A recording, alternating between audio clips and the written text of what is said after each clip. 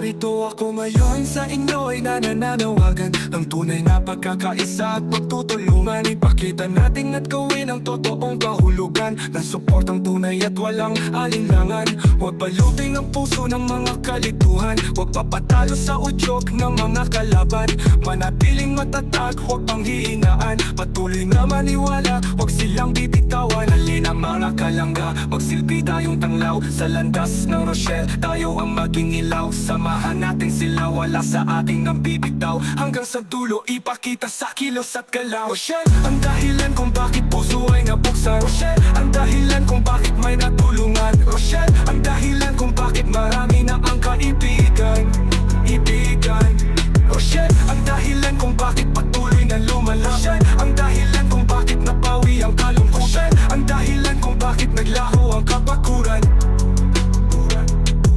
Rochelle, ang dahilan kung bakit sakit ay nalimutan. Si Totong at Langga ay sagisag ng ating katatagan.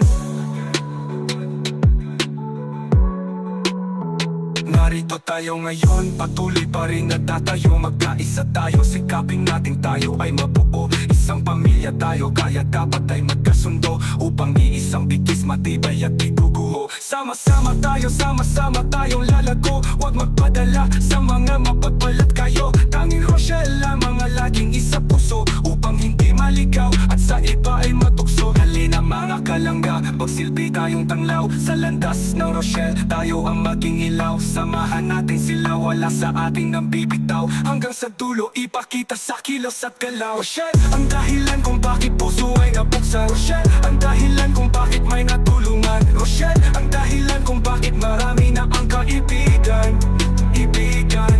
Rochelle, ang dahilan kung bakit patuloy na lumalaban. Rochelle, ang dahilan kung bakit napawi ang kalungkutan. Rochelle, ang dahilan kung bakit naglaho ang kapakuran.